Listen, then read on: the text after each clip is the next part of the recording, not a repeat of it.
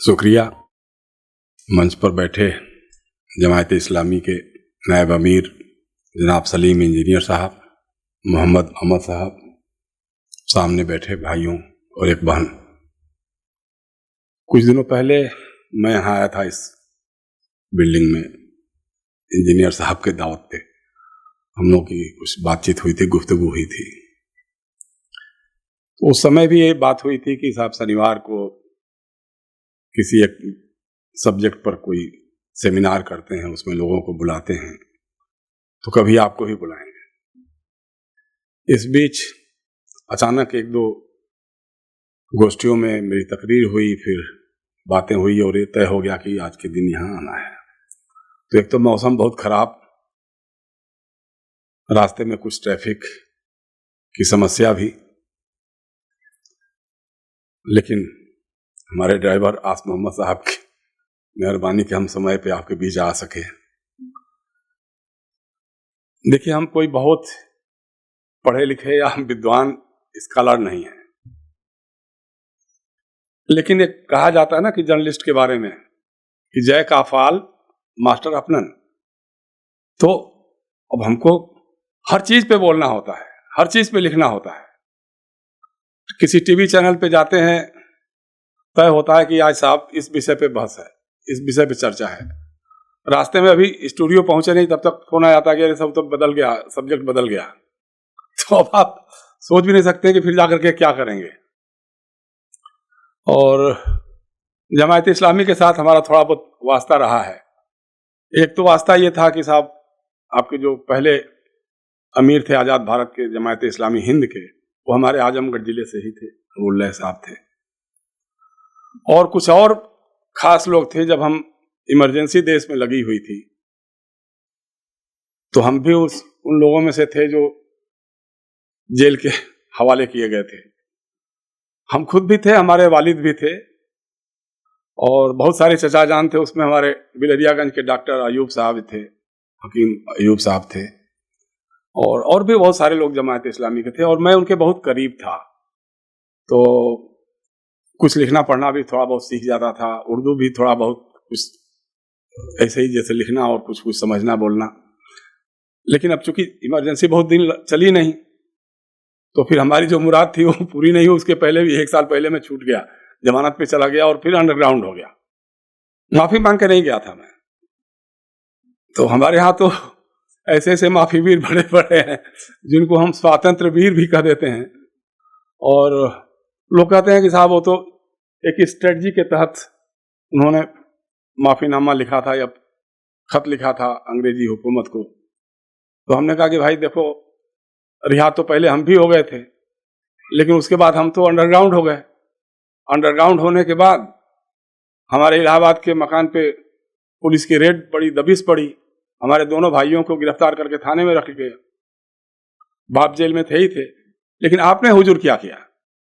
आप जेल से निकल करके आए तो आपने क्या किया? आप तो अंग्रेजों से वजीफा लेते रहे और एक भी काम आपने नहीं किया जेल से निकलने के बाद जिसमें कि फ्रीडम मूवमेंट के लिए जिसमें उसका योगदान कहा जा सके। तो खैर, इसलिए मैं कह रहा हूं कि माफी लोगों में से नहीं हूं मैं, और इसी तरह से चलता रहता है। अब आज का जो सब्जेक्ट आप लोगों ने चुना है, बदलते भारत में, बदलते इंडिया में, बदलते हिंदुस्तान में, पता नहीं किसको कहें, कौन खफा हो जाए। तो बदलते आर्यावर्त में, बदलते जम्बू द्वीप में, अब कितने नाम। तो ऐसे में मीडिया की भूमिका, पहले बदलते भारत को ही हम लोग समझ लें। वो भी कैसा भारत, कैसा इंडिया? हिंदू राष्ट्र वाला इंडिया, महात्मा गांधी के सपनों का इंडिया, नेहरू के सपनों का इंडिया, सावरकर के सपनों का इंडिया, नाथूराम गोडसे के सपनों का इंडिया, कैसा इंडिया? तो गांधी ने और हमारे जो स्वतंत्रता आंदोलन में भाग लेने वालों ने तो जिस हिंदुस्तान का सपना देखा था वो था सोशलिस्ट डेमोक्रेटिक कंट्री। आज न सोशलिज्म की बात है न डेमोक्रेसी की बात है। डेमोक्रेसी के 4 पिलर्स माने गए हैं, जैसा अभी हमारे भाई ने कहा ना कि चौथा पिलर मीडिया है।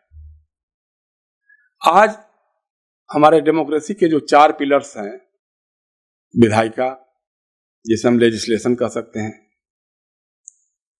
कार्यपालिका जिसको हम एग्जीक्यूटिव कह सकते हैं, न्यायपालिका जिसको हम जुडिशरी के नाम से जानते हैं, और फिर एक मीडिया। आज एक सुनियोजित हमला हो रहा है। जितने भी खंभे हैं डेमोक्रेसी के 4 पिलर्स हैं, उन सब पे सुनियोजित रूप से हमला हो रहा है। ये जो हमारी सरकार अभी काम कर रही है, इसका यह है कमिटेड लेजिस्लेशन होना चाहिए, कमिटेड ब्यूरोक्रेसी होनी चाहिए, कमिटेड जुडिशरी होनी चाहिए और कमिटेड मीडिया भी होना चाहिए। अब आप देखिए लेजिस्लेशन को आप समझिए। पहले हमारी संसद है, हमारी विधानसभाएं हैं, लेकिन उनके सत्र कब होते हैं और कब खत्म होते हैं? लगातार सिमटते सिमटते बहुत ही कम दिनों के हो जा रहे हैं। हमारे देश की लोकसभा में कोई आज उपाध्यक्ष नहीं है, डिप्टी स्पीकर नहीं है, 5 साल से नहीं है, 4 साल से नहीं है, अगले साल तो चुनाव ही होने वाला है। लेकिन हमारी डेमोक्रेसी के किसी पिलर को कोई चिंता नहीं। न तो मीडिया ने कभी ये सवाल उठाया, न कभी जुडिशरी में मामला गया, एग्जीक्यूटिव तो कोई मतलब ही नहीं है। लेजिस्लेशन में भी कभी किसी ने सवाल नहीं उठाया कि हुजूर आला 4 साल हो गए लोकसभा में एक डिप्टी स्पीकर होता है, वो क्यों नहीं है? नहीं है तो नहीं है, हमारी मर्जी।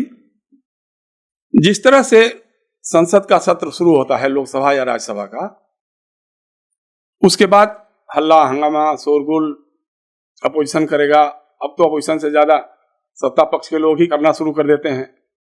मकसद एक ही होता है कि भाई एडजॉर्नमेंट हो जाए, और अगर सरकार को कोई विधेयक पारित कराना है तो उसी हल्ला हंगामा के बीच में विधेयक भी पारित करा लिया जाए।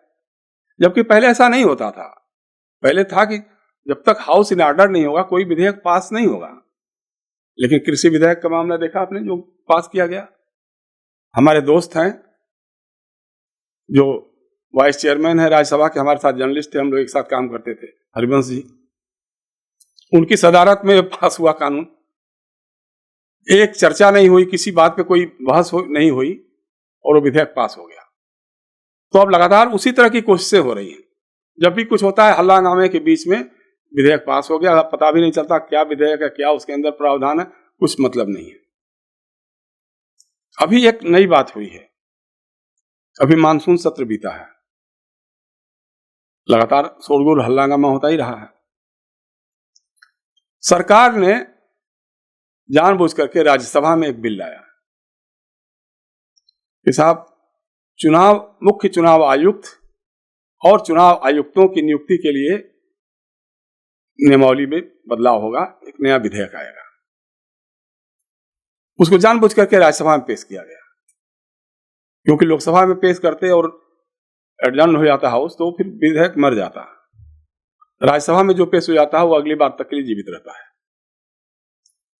अब जो स्पेशल सेशन बुलाया गया, तो हम किसी टीवी चैनल पर बैठे हुए थे, एबीपी न्यूज पे या टीवी 9 पे किसी पर थे, तो लोगों ने पूछा कि साहब ये विशेष सत्र बुलाया गया, क्या ये 1 नेशन 1 इलेक्शन के बारे में है क्या? तो हमने कहा भाई या तो आप अनपढ़ हो या मैं अनपढ़ हूं, क्योंकि 1 नेशन 1 इलेक्शन तो संभव ही नहीं है। क्योंकि उसके लिए इन्होंने एक कमेटी बना दी है, और कमेटी बना दिया पूर्व राष्ट्रपति जो हमारे हैं रामनाथ कोविंद जी, उनकी अध्यक्षता में।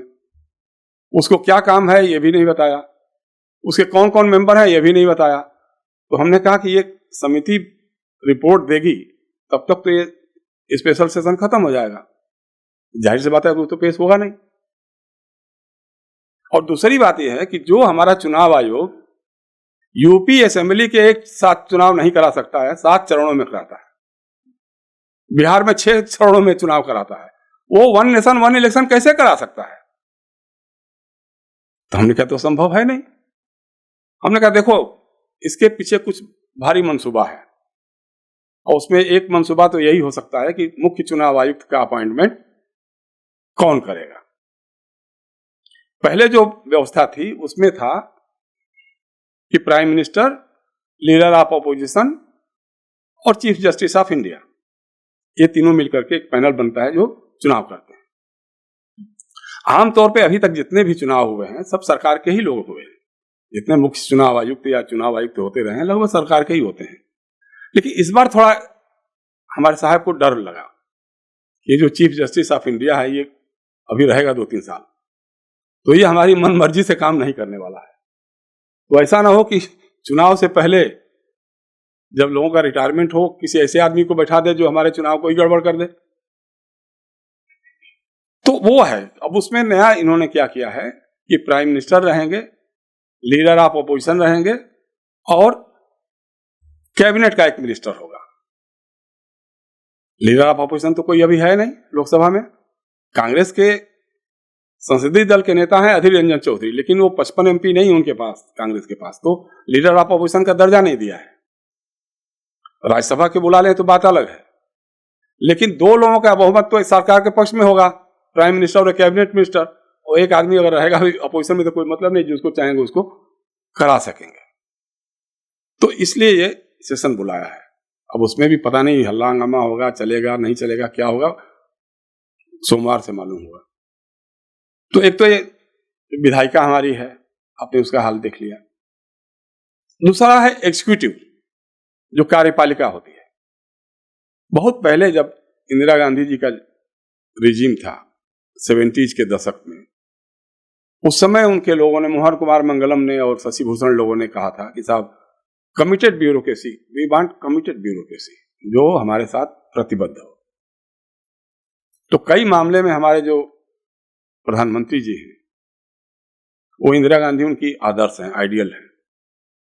तो उन्होंने भी यही कहा कि committed bureaucracy, we want committed bureaucracy.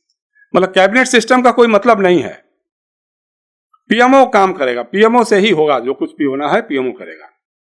आज कोई कैबिनेट मिनिस्टर इस सरकार में नहीं है जो कोई अपने से खुद से कोई फैसला ले ले।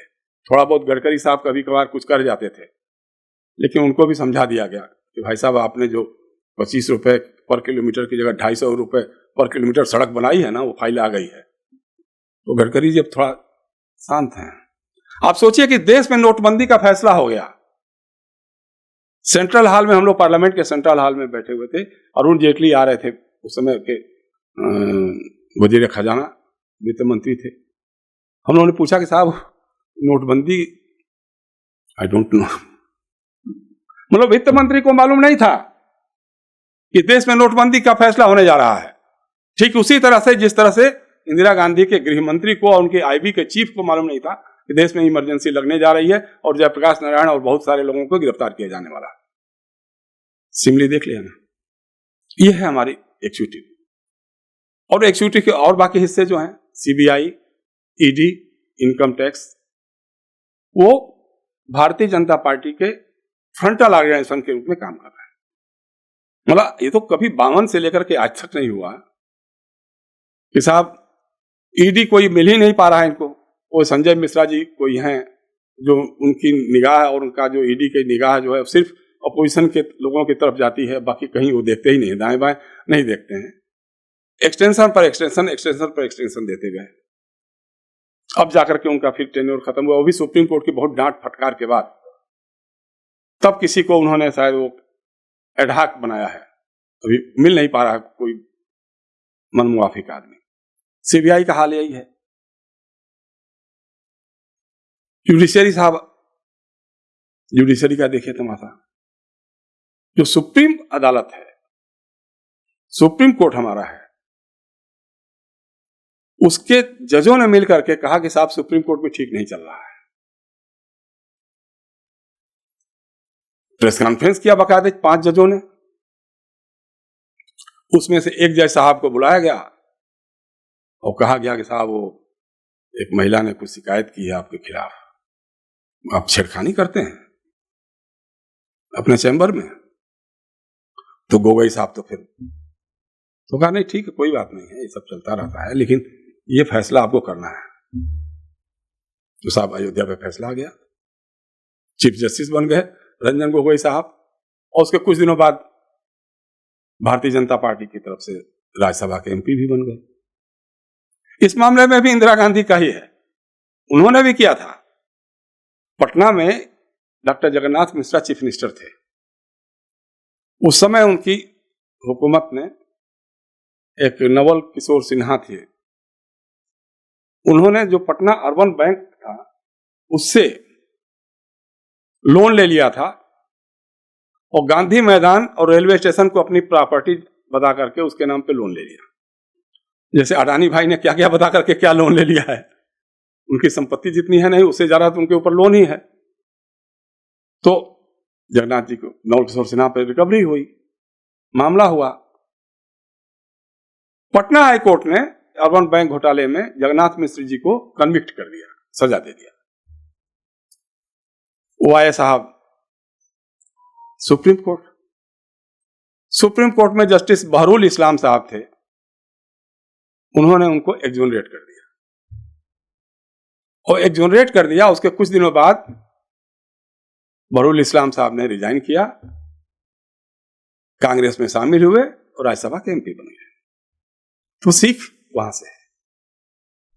जो फैसले हो रहे हैं, हम कई बार देखते हैं, हमारे जो धनंजय विष्णु चंद्रचूड़ साहब जो सुप्रीम कोर्ट के चीफ जस्टिस हैं, या और भी कई जजेज हैं, उनकी तकरीरें होती हैं, अखबारों में छपता है, इतने ऐसी क्रांतिकारी बातें करते हैं, लगता है कि अब इस देश का पूरा माहौल बदल जाएगा, अब तो जुडिशरी एकदम न्याय की देवी ही हो जाएगी। लेकिन जब फैसला करते हैं तो फिर वो एकदम उलट हो जाता है। जो बोलते हैं, जैसे जयशंकर गुप्ता यहाँ बोल रहे हैं और बाहर निकलने के बाद कुछ और करना शुरू कर देंगे। जो बोल रहे हैं तो यहाँ के लिए है, वहां के लिए नहीं है। पंडित जी जो चौके पे बोलते हैं वो चौकी पर नहीं होता है। तो इस हालत में आप कल्पना कर सकते हैं क्या? मैं ये बात जब कहता हूं तो लोगों को थोड़ा सा ये लगता है कि आप ऐसी बात क्यों बोल देते हैं। दुनिया की ऐसी कोई अदालत हो सकती है क्या जो कम्युनिटी कॉन्शियंस के नाम पे फैसले देती हो? क्योंकि हमारे देश के इसी सुप्रीम कोर्ट ने फैसला किया। अफजल गुरु का मामला आपको मालूम है ना, जिसमें फांसी दी गई थी। सुप्रीम कोर्ट के जजों ने लिखा अपने फैसले में, अफजल गुरु के खिलाफ ऐसा कोई सबूत नहीं है जो साबित करे कि वो आतंकवादी गतिविधियों में शामिल था, या जो बम विस्फोट हुआ था, जो हमले हुआ था पार्लियामेंट पर, उसमें उसका कोई सीधा रोल था, सिवाय ये कि उसका इकबालिया बयान। और इकबालिया बयान कैसे दिए जाते हैं, कैसे लिए जाते हैं, सबको मालूम है। ये लिखने के बाद हमारे जज साहिबान ने लिखा, लेकिन कम्युनिटी कॉन्शियंस को सेटिस्फाई करने के लिए अफजल गुरु को फांसी देना जरूरी है। ऐसा कोई फैसला सुना आपने? दुनिया की किसी अदालत में सुना है क्या कि कम्युनिटी कॉन्शियंस को सेटिस्फाई करने के लिए किसी को फांसी पर लटका दिया? ये हमारे सुप्रीम कोर्ट ने किया। और अभी तो वो भी बर्दाश्त नहीं हो रहा। अभी थोड़ा बहुत भी जो कर रहे हैं लोग, तो किसी तरह से हाय हाय करते हुए कि कैसे ये धनंजय विष्णु चंद्रचूड़ निपट जाएं, बाहर चले जाएं, ताकि कुछ और मन माफिक लोगों को हम बैठा सकें। इसके पहले थे जस्टिस उदय ललित, आरएसएस के खांटी प्रचारक थे, उनको बना दिया था यहाँ जस्टिस। बाद में वो चीफ जस्टिस भी हो गए थे। मैं उस समय लोकमत अखबार में काम करता था, नागपुर के अखबार में। तो हमने खबर अपने यहाँ भेजी कि साहब उदय ललित साहब जज बन रहे हैं सुप्रीम कोर्ट के। तो हमारे अखबार के लोगों ने कहा, अरे साहब क्या बात कर रहे हो, तो घोर संघी हैं, आरएसएस के हैं, उनको कैसे बना देंगे? हमने कहा सरकार आरएसएस की होगी तो जज क्या सोशलिस्ट बनेंगे? खैर वो बन गए, फिर चीफ जस्टिस भी बन गए। तो ये हो रहा है, मतलब जुडिशरी हो गई, ये हो गया। अब आइए आप मीडिया पे आ जाइए। मीडिया का हाल तो आपको मालूम ही होगा। अभी तो रोज ही चल रहा है कि कुछ एंकरों को कौन बहिष्कार कर रहा है, तो किसको फ्रीडम ऑफ प्रेस और फ्रीडम ऑफ एक्सप्रेशन की चिंता सता रही है। हमने अपने ट्विटर पे लगातार मैंने लिखा उस पर, हमने कहा कि भाई ये फैसला जो है जल्दबाजी में, हड़बड़ी में लिया गया लगता है। क्योंकि ये जो सोकॉल्ड एंकर हैं या एंकर रानी हैं, ये लोग तो जो हैं सो हैं, लेकिन ये लोग खुद कुछ नहीं कर सकते हैं जब तक उनका मालिक उनसे करवाएगा नहीं। और मालिकों के इंटरेस्ट सारे सरकार के पास सुरक्षित हैं। और दूसरी बात यह है कि आज आप इनकी गोद में बैठे हैं तो आप इनको गोदी मीडिया कह रहे हैं, कल आपकी गोद में बैठ जाएंगे तो फिर आपके वो कहेंगे कि ये गोदी मीडिया है। और फिर राजस्थान में, छत्तीसगढ़ में, पटना में, कलकत्ता में कर्नाटका में, बेंगलोर में, यहां सारा जो मीडिया है, छत्तीसगढ़ में, वो मीडिया भी तो आपकी गोद में बैठा हुआ है, आपके साथ है। वहां का मीडिया, जयपुर का मीडिया कभी अशोक गहलोत जी के खिलाफ नहीं लिखेगा, बोलेगा, या भूपेश बघेल के साथ रायपुर का मीडिया नहीं बोलेगा उस तरह से। वो आपकी गोद में भी है, तो आपकी गोद में तो ठीक है, उनकी गोद में तो खराब है। लेकिन बात उतनी ही नहीं है। हमने कहा कि लेकिन यही नहीं है जो एजेंडा पत्रकारिता हो रही है। जैसे हमारे यहां क्या था, जो जब से टीवी चैनलों का आगमन हुआ, तो हमारे यहां कहावत है ना, एक बार कोई शो दिखा रहे थे लोग, गलत खबर चला दिया था, तो हमने प्रेस क्लब में सवाल उठाया था, मीटिंग हो रही थी उसमें, तो उसमें हमारा सीनियर जर्नलिस्ट, वो अभी थोड़ा गोद से बाहर है, तो उसने कहा कि साहब आप जानते नहीं हैं, बृहस्पतिवार को हमारा टीआरपी आता है, तो उस दिन अगर किसी ने कोई खबर चला दिया तो उससे हम अलग नहीं हट सकते हैं, उसको या तो हमको बीट करना होगा। मतलब जैसे कभी हम जो पटना में थे, रविवार मैगजीन के लिए काम करते थे, तो यूनाई पीटीआई वालों में आपस में चलता था, बाढ़ आ गई तो बाढ़ में 30 मरे, तो वो लिखता था 40 मरे, ताकि वो 40 मरे तो फिर उसकी एजेंसी की स्याख बढ़ जाएगी। तो उसी तरह से थोड़ा अब कुछ आप बढ़ा करके करेंगे तो आपकी टीआरपी बढ़ जाएगी। तो हमने कहा साहब तो बड़ा गजब है।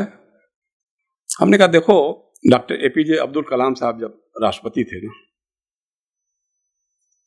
तो हम उनके साथ कई मुल्कों के दौरे पे गए थे, तो उसमें से एक मुल्क था आइसलैंड। आइसलैंड जहां 6 महीने दिन होता है, 6 महीने रात होती है। जिस समय हम गए थे उस समय दिन ही दिन था, मतलब रात के 12 बजे हम समुद्र के किनारे घूम रहे थे, सूरज हमारे सर पे था। तो हमने लिखा था, आधी रात का सूरज, हिंदुस्तान अखबार में था, मैं उस समय हिंदुस्तान टाइम्स में। तो हमने पूछा, वहां टीवी देख रहा था मैं लगातार, बैठे बैठे कोई काम तो था ही नहीं, तो टीवी देखता था, तो साहब उसमें न्यूज नहीं आती थी।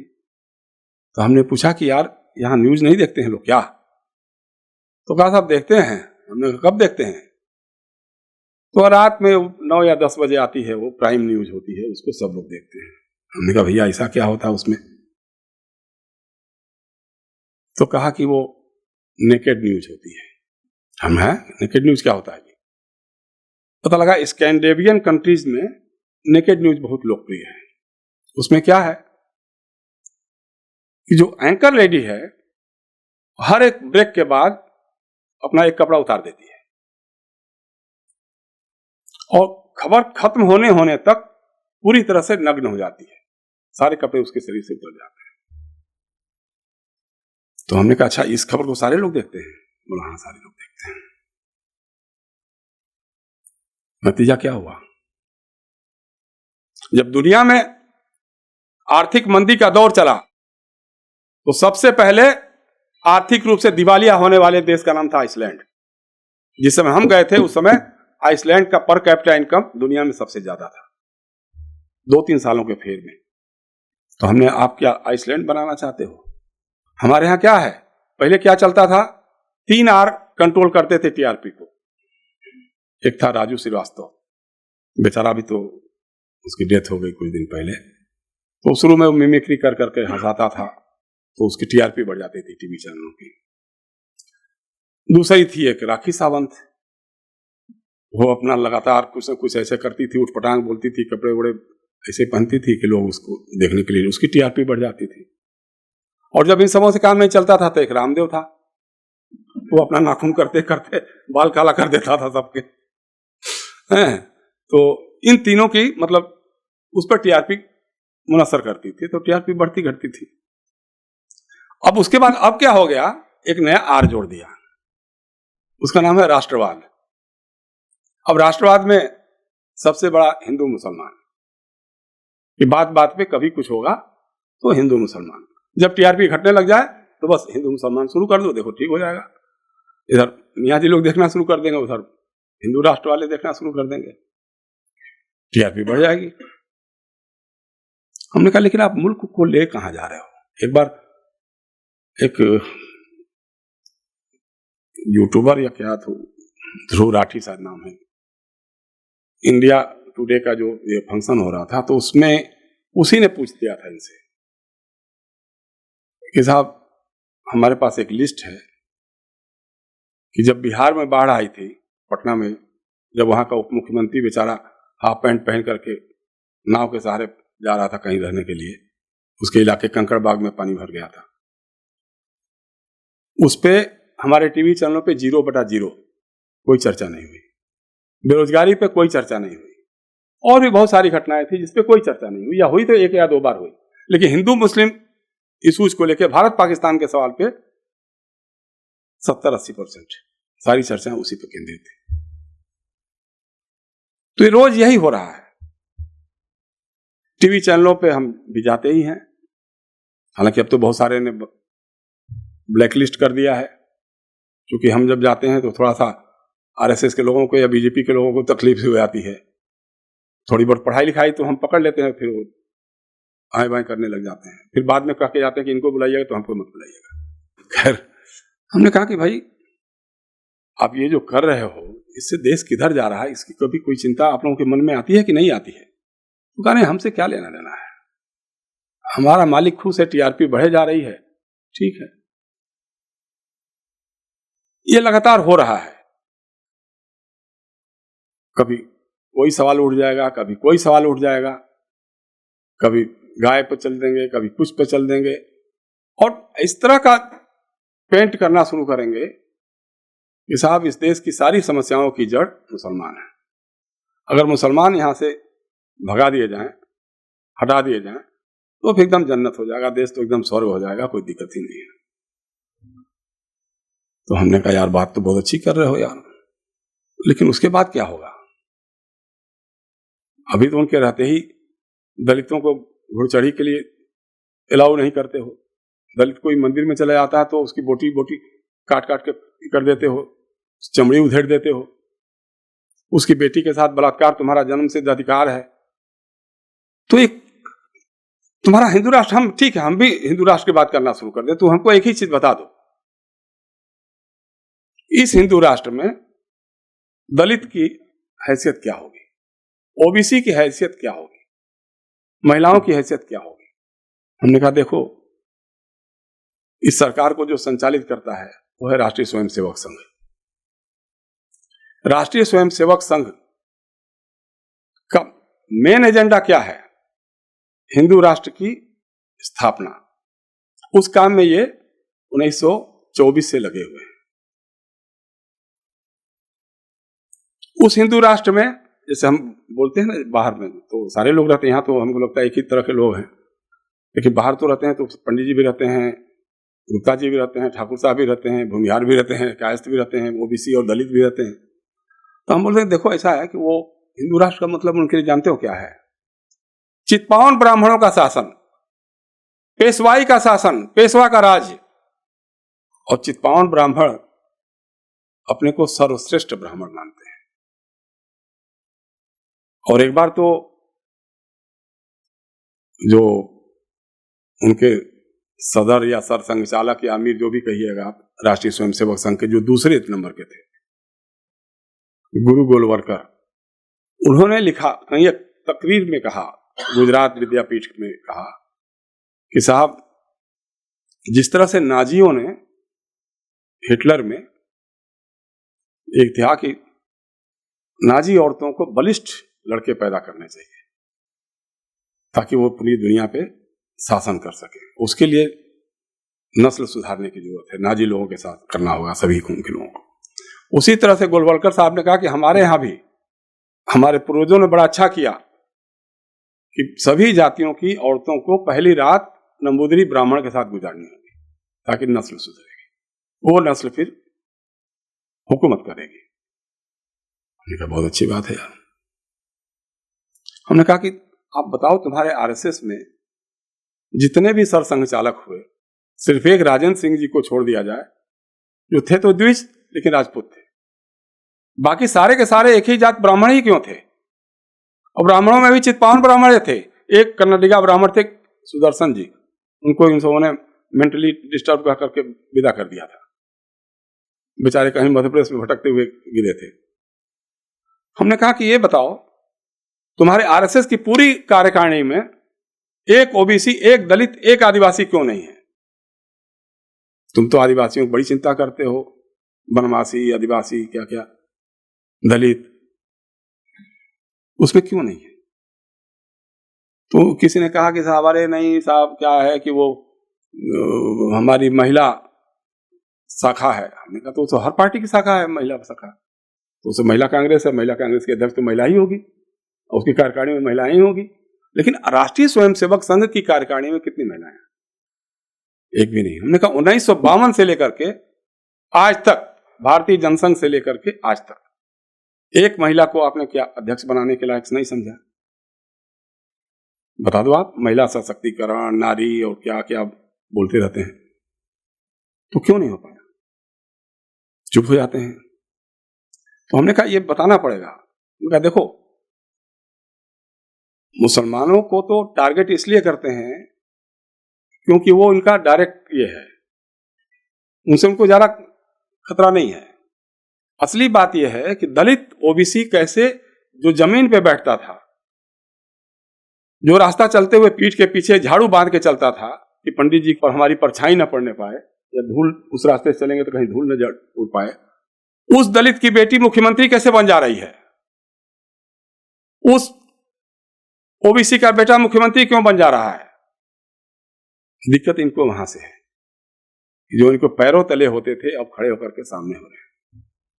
लेकिन चूंकि माहौल तो बनाना है, अब सीधे कहेंगे दलितों के विरोध में बोलना शुरू करेंगे तो फिर तो आबादी बहुत भारी है, ओबीसी के खिलाफ सीधे बोल नहीं सकते हैं, कहेंगे हम तो बहुत ओबीसी प्रेम करते हैं, नारा देंगे साहब सबका साथ सबका विकास। लेकिन वही बात जैसे चौका पे चौकी वाली बात, कि वो तो भाषण के लिए है ना, असल बात तो तुम अपना काम करो। कितनी जहालत की बात है, लगातार इस तरह की बातें हो रही हैं। और सबसे बड़ी दिक्कत क्या हुई कि जो, जैसे मैंने कहा कि शुरू में ही 1924 से लेकर के अभी तक आरएसएस अपने मिशन में लगा हुआ था, लेकिन बाकी लोग उनको काउंटर नहीं कर रहे थे। चाहे कांग्रेस हो, चाहे सोशलिस्ट हो, चाहे कम्युनिस्ट लोग हों, उन लोगों को लगता था कि यार ठीक है, शाखा लगाते हैं, 8-10 लोग हैं, लाठी उठी खेलते हैं, जब चले जाएंगे क्या है। लेकिन वो तो अपने मिशन में लगे हुए थे, एक एक करके पकड़ते जा रहे थे और लोगों के दिमाग में, जहन में भरते चले जा रहे थे कि साहब सारी समस्याओं का जड़, क्योंकि मुगलों के जमाने से इतना ये किया गया, सताया गया है हम लोगों को, हमारा विकास नहीं होने पाया। और गांधी जी ने जिस तरह से बंटवारा करा दिया देश का, उस बंटवारे में पूरी की पूरी सब कुछ जो है पाकिस्तान के हवाले कर दिया। नेहरू और गांधी ने मिलकर के भारत को बंटवा दिया। हमने कहा कि भाई ये तो यार गजब की बात कर रहे हो, थोड़ा पढ़ाई लिखाई भी करो। एक बार बहस होने लग गई थी तो हमने कहा कि यार तुम जरा पढ़ाई करो। हमने कहा मालूम है सबसे पहले 2 नेशन थियरी किसने दिया था? जिनको हम माफी वीर कहते हैं, तुम जिनको स्वातंत्र वीर कहते हो, वीडी सावरकर, विनायक दामोदर सावरकर। वो जब अहमदाबाद अधिवेशन में हिंदू महासभा के सदर हुए तो उन्होंने कहा कि साहब हिंदू और मुसलमान 2 अलग अलग आइडेंटिटीज हैं और हम एक साथ नहीं रह सकते हैं, हमारे लिए अलग देश होना चाहिए, उनके लिए अलग देश होना चाहिए। उसी के बाद फिर अल्लामा इकबाल और इन लोगों ने, जिन्ना साहब ने, लियाकत अली साहब ने, इन लोगों ने मिलकर के अपना जो बनाया, तो उन्होंने भी अपना मुस्लिम लीग से कहा हाँ साहब 2 नेशन थियरी हमारी अलग है, पहचान अलग है, इनकी अलग पहचान है। उसको फिर उन्होंने सपोर्ट किया। फिर सावरकर ने कहा हमको इस पे कोई एतराज नहीं, इन्होंने जो मुस्लिम लीग ने जो अपना प्रस्ताव पास किया है उससे हमको कोई प्रॉब्लम नहीं है, तो हो गया था। और दोनों और कहां एक हुए। 42 के बाद कांग्रेस ने जब नारा दिया अंग्रेजों भारत छोड़ो, उस समय जब चुनाव हुए तो कांग्रेस ने बाइकाट किया। उसमें मुस्लिम लीग चुनाव लड़ी और हिंदू महासभा चुनाव लड़ी और दोनों ने मिलकर सरकार बनाई। पश्चिम बंगाल की जो सरकार बनी, बंगाल की, उसमें पश्चिम और पूरब नहीं था, बंगाल था, बंगाल की जो सरकार बनी उनके सदर बने फजलुल हक मेरे ख्याल से, और उनके नायब बने श्यामा प्रसाद मुखर्जी, जो उस समय हिंदू महासभा के थे अध्यक्ष, बाद में भारतीय जनसंघ के संस्थापक अध्यक्ष बने, जिनकी माला जपते रहते हैं। तो हमसे एक टीवी चैनल पर डिस्कशन होने लगा कि साहब श्यामा प्रसाद मुखर्जी ने जो बलिदान किया वहाँ कश्मीर में और उसको ये करना वो कर। हमने कहा अच्छा वही श्यामा प्रसाद मुखर्जी जो मुस्लिम लीग की सरकार में नायब थे। एकदम चौंक गया। हमने कहा भाई देख लो जरा। तो इस तरह से मतलब इनको जो कुछ करे, इनके मिशन में वो शामिल है कि हमको एक बार एक सवाल किया हम लोगों ने, अयोध्या का मामला ही चल रहा था बहुत लंबे से इसे, तो हमने पूछा, कुशाभाऊ ठाकरे थे, भारतीय जनता पार्टी के अध्यक्ष थे, इंटरव्यू क्या, वो इंटरव्यू साया हुआ था हिंदुस्तान अखबार में। हमने कहा साहब ठाकरे साहब वो मंदिर का इशू उठेगा इस बार चुनाव में? उन्होंने कहा क्या बात कर रहे हैं आप, अरे साहब नदी पार करने के लिए एक नाव की जरूरत पड़ती है, लेकिन क्या जरूरी है कि नदी पार करने के बाद नाव को कंधे पर लेकर सड़क पर चलें? हमने कहा अच्छा आपके लिए वो नदी पार करने के लिए नाव थी। उसी समय सुषमा जी से बात हुई। सुषमा जी ने कहा तो बेरर चेक था, बेरर चेक एक ही बार कैसे होता है। उसी बातचीत में हमने कहा कि साहब आपके लोगों ने तो माफी बहुत मांग ली थी इमरजेंसी में, हम लोग तो जेल में थे सारे लोग, लेकिन देवरस जी ने और सारे लोगों ने माफी मांगी। तो कहा देखो ऐसा है कि हम सोशलिस्ट नहीं हैं, हम संघ के लोग हैं, हमारी ट्रेनिंग में है कि अगर तूफान आ रहा हो तो झुक जाओ, खड़े रहोगे तन के खड़े रहोगे तो फिर मिट जाओगे। देखो तुम लोगों का क्या हुआ, हम आज भी हैं, तो हम कभी दाएं हो जाते हैं कभी बाएं हो जाते हैं, कभी तन जाते हैं कभी झुक जाते हैं। तो ये सारा काम इन्होंने अपने मिशन को पूरा करने के लिए अंजाम ये लोग देते रहे। तो कभी ये इधर हो गए तो कभी उधर हो गए। इससे लगता है कि मतलब कुछ भी बोल सकते हैं। अब देखिए आज जो मोहन भागवत जी हैं आरएसएस के सर संघचालक हैं, मवेशी डॉक्टर हैं। एक बार हमने लिख दिया था, बहुत गुस्सा हो गए लोग। हमने कहा एक मवेशी डॉक्टर से जितनी अक्ल की उम्मीद की जा सकती है उतनी मोहन भागवत से कर सकते हैं आप। तो कभी वो कहते हैं कि साहब सभी लोगों के, हिंदुस्तान में जितने लोग रहते हैं भारत में, सबके डीएनए में हिंदू है, हम बहुत अच्छी बात हिंदू है। फिर कहते हैं कि साहब आरक्षण की तो समीक्षा करनी पड़ेगी बिहार में जाकर के, और समीक्षा करनी पड़ेगी। उनमें समीक्षा हो गई, भारतीय जनता पार्टी हार गई बुरी तरह से। तो लोगों ने कहा भागवत बड़ा बदमाश है, इसने जाके हमारा खेल बिगाड़ दिया। आकर के उन्होंने पलटा मारा। अब वो कह रहे हैं कि नहीं साहब 2000 सालों से जो दलितों पे, आदिवासियों पे, पिछड़ों पे अत्याचार किया हमारे हिंदू समाज ने, उसके लिए जरूरी है कि 200 साल तक आरक्षण रहेगा। तो पंडित जी लोग नाराज हो रहे हैं कि साहब बताइए, इसको हम लोग पूछते थे, अब ये ऐसी भाषा बोल रहा है। तो मतलब लगातार उनको कुछ भी कहने में कोई शर्म नहीं, कोई लिहाज नहीं, कुछ भी नहीं है। तो ये सारी बातें चल रही है। और हम मीडिया पे फिर आते हैं लौट करके। हमारा मीडिया है ना इस तरह से ही है। अब आज का जो मीडिया है, 3 तरह का मीडिया है इस हिंदुस्तान में। एक है हमारे तरफ पूर्वी उत्तर प्रदेश में एक टिटहरी चिड़िया बोलते हैं, पता नहीं इधर भी लोग बोलते हैं क्या। टिटहरी चिड़िया होती है जो पैर उठाए रहती है। लोग कहते हैं कि साहब उठाए रहती है कि ताकि आसमान गिरेगा तो वो रोक लेगी। तो उसी तरह से हमारे मीडिया में कुछ लोग ऐसे हैं जो दिन रात लगे रहेंगे, हाय मोदी हाय मोदी हाय मोदी, कि अगर मोदी जी पे कुछ हुआ तो हम बचा लेंगे उनको। ठीक है साहब।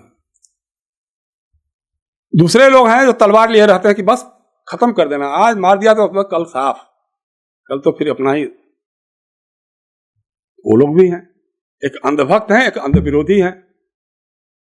तीसरी जमात हम जैसे लोगों की है, जैसे हम लोग लोहिया जी उस समय हमारे जो नेता होते थे वो कहते थे ना कि भाई गांधीवादी कई तरह के होते हैं। एक सरकारी गांधीवादी जो नेहरू वाले गांधीवादी हैं, एक मठ वाले मठाधीश गांधीवादी जो विनोबा भावे वाले गांधीवादी हैं, और एक हमारे जैसे कुजात गांधीवादी हैं। तो उसी तरह हम भी कहते हैं कि देखो एक हम भी मीडिया वाले हैं।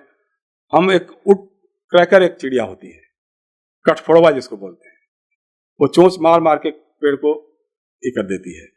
तो हमारा है कि सिस्टम में जहां भी गड़बड़ी होगी, चाहे वो कांग्रेस की हुकूमत कर रही हो, चाहे बीजेपी की हुकूमत कर रही हो, चाहे सोशलिस्ट हुकूमत कर रही हो, चाहे किसी और की हुकूमत कर रही होगी, हम उस पर चोंच मारते रहेंगे, मार मार करके उसको कमजोर करेंगे। ये हमारी व्यवस्था है, इस तरह का है। जब हम आए जर्नलिज्म में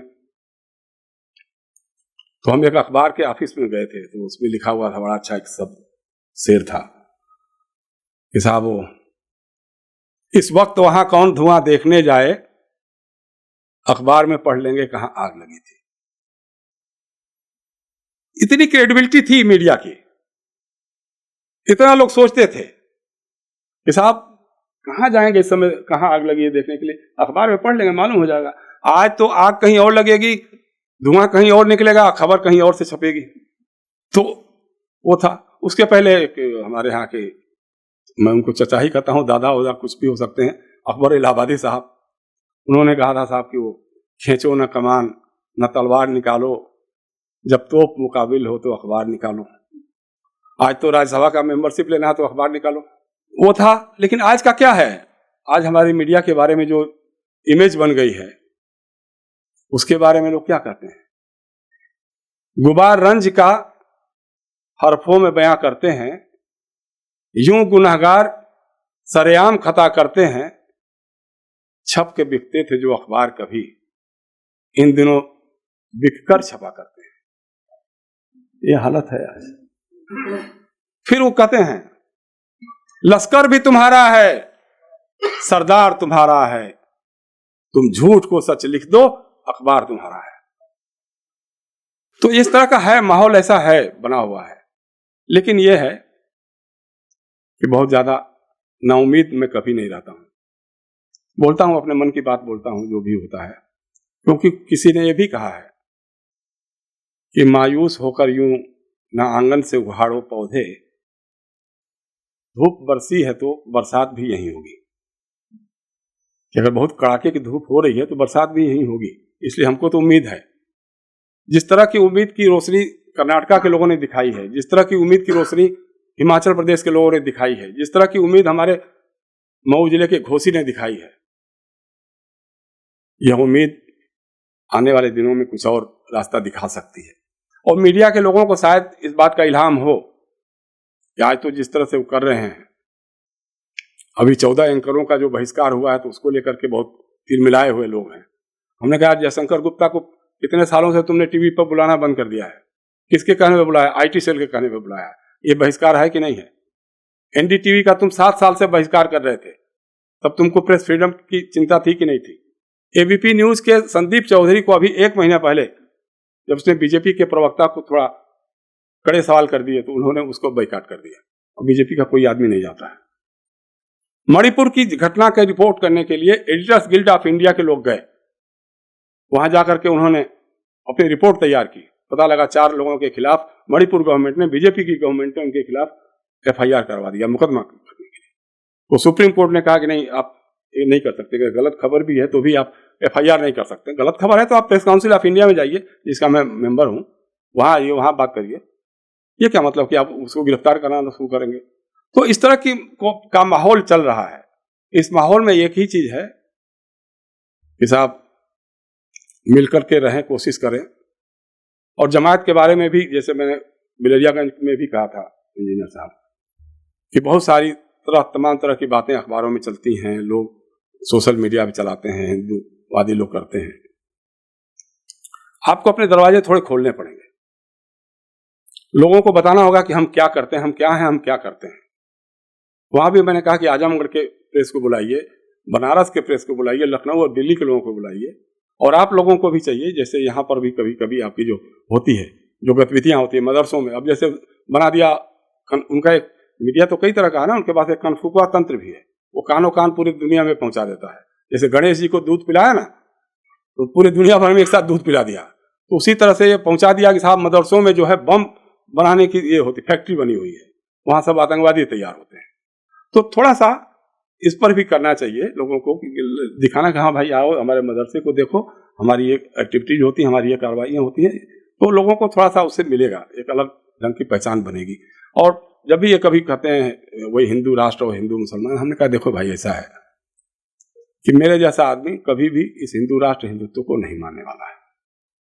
और जो तुम बार बार कहते हो कि हम ये कर देंगे वो कर देंगे, तो किसी भी एक मुसलमान पर तुम्हारी तलवार चलेगी तो उसके पहले जयशंकर गुप्ता का सीना सामने होगा। हमारे जैसे लोग हैं अभी। लेकिन ये भी है, मैं ये भी कहता हूं कि मैं अगर हिंदुत्व का समर्थक नहीं हो सकता हूं तो निजाम मुस्तफा या खलीफा के शासन का भी समर्थक नहीं हो सकता हूं, इस्लाम की सत्ता का भी समर्थक नहीं हो सकता हूं। क्योंकि हमको जो सिखाया गया है, चमन में इख्तिलाते रंग बू ये बात बनती है। हम ही हम हैं तो क्या हम हैं, तुम ही तुम हो तो क्या तुम हो। मैं अपनी बात यहीं खत्म करूंगा। आप बहुत बहुत धन्यवाद। अगर किसी बात का किसी को बुरा लगा हो तो मुझे माफ कर दीजिएगा। कभी बैठेंगे बात करेंगे। और बिस्मिल्लाहिर्रहमानिर्रहीम। आज के हमारे मेहमान जनाब जयशंकर गुप्ता जी और यहाँ मौजूद बुजुर्गों, भाइयों, नौजवान दोस्तों, मेरी बहन, आपने हमारे मेहमान को सुना और देश के हालात पर जिस गहरी नज़र से आपने देखा और हमें बताया आपका तजर्बा, और ख़ास तौर से मीडिया का रोल जो इस वक्त है और मीडिया की जो स्थिति और सूरत हाल इस वक्त है, वो बहुत ही चिंता की बात है, जैसा कि आपने भी बताया। लेकिन एक बात जो जयशंकर गुप्ता जी ने कही है वो बहुत अहम है, उसको मैं भी दोहराना चाहता हूँ, और वो ये कि इन हालात में हमें मायूस नहीं होना चाहिए, निराश नहीं होना चाहिए। जो कुछ मुमकिन है वो ज़रूर करने की कोशिश करना चाहिए। और हम समझते हैं कि हालात इतने ख़राब होने के बावजूद अभी भी मीडिया में भी ऐसे बहुत से लोग मौजूद हैं जिनके ज़मीर अभी ज़िंदा हैं, आज़ाद हैं। ऐसे लोगों की तायीद हो, ऐसे लोगों का सहयोग हो, ऐसे लोगों की हौसला अफजाई हो। और अब तो जैसा कि बताया गया कि अखबारात और टीवी और जो मेन स्ट्रीम मीडिया है वो तो एक किस्म से अपना रोल खो चुका है। लेकिन ये सोशल मीडिया और डिजिटल मीडिया जो है, न्यूज़ पोर्टल्स और वेब पोर्टल्स और यूट्यूब चैनल्स, ये अभी भी, हालांकि उसमें भी इन लोगों का काफ़ी दखल है, लेकिन अभी भी इसके ज़रिए से आप किसी दर्जे में अपनी बात कह सकते हैं और इसी के ज़रिए से बहुत सी बातें हम तक पहुंच भी रही हैं। तो मुझे लगता है कि जो आपने भी फरमाया अभी सवाल के जवाब में कि इस तरह के लोगों को हमें तायीद करनी चाहिए, सपोर्ट करना चाहिए, ताकि ये जो एक दबी हुई आवाज़ है इसकी हौसला अफजाई हो। और ये बात बड़ी अहम है जो आपने भी फरमाई कि हमारा रिस्पॉन्स जाना चाहिए। जब आवाम अगर बेदार होती है और अपनी जिम्मेदारियों के ताल्लुक से उसमें एहसास जिम्मेदारी होता है, तो कितने ही मायूस कुन हालात हों, इसके बावजूद भी उसका रिस्पॉन्स आना चाहिए। कोई अच्छी चीज़ आ रही है तो उसका अप्रिसिएशन होना चाहिए, उसकी तारीफ़ और तायीद होनी चाहिए। और जहाँ कहीं गलत आ रहा है तो उस पर भी हमारा रिएक्शन आना चाहिए और उस पर भी हमारा व्यू जाना चाहिए। जैसा कि बताया कि अखबारात में खुतूत लिखे जा सकते हैं, टीवी चैनल के लोगों को भी पहुंचाया जा सकता है, और ये जो सोशल मीडिया और डिजिटल मीडिया में इसमें भी आप अपना रिस्पॉन्स दे सकते हैं। इस रिस्पॉन्स का ज़रूर फ़र्क पड़ता है, ख़ास तौर से प्रिंट मीडिया और टीवी चैनल्स पर तो इसका बहुत ज़्यादा असर पड़ता है कि अगर कहीं से अगर 100 ख़त और 100 मैसेज, 100 मेल्स और फ़ोन वगैरह जाएं किसी एक प्रोग्राम के बारे में तारीफ़ में या उसके ख़िलाफ़, तो उसका असर ज़रूर होता है। वहाँ उनकी जो मैनेजमेंट मीटिंग होती है उसमें ज़रूर उसका जिक्र होता है कि हमारा ये प्रोग्राम ज़्यादा पसंद किया जा रहा है या इस प्रोग्राम पर हमारा क्रिटिसिज्म बहुत ज़्यादा आया है। तो मुझे लगता है ये जिम्मेदारी तो ज़रूर हम सबको अदा करनी चाहिए, और मैं आपकी इस बात से सहमत हूँ कि हालात बदलेंगे इंशाअल्लाह, और हमें बड़े सब्र के साथ, बड़े हिम्मत और हौसले के साथ अपनी ज़िम्मेदारी को अदा करना चाहिए। और जो लोग मैदान में हैं, मीडिया के मैदान में ख़ास तौर से, और जो सच की आवाज़ को, हक बात को जो उठाने की कोशिश कर रहे हैं, उनकी हमको तायीद और मदद करनी चाहिए। मैं एक बार फिर हमारे मेहमान जयशंकर गुप्ता जी का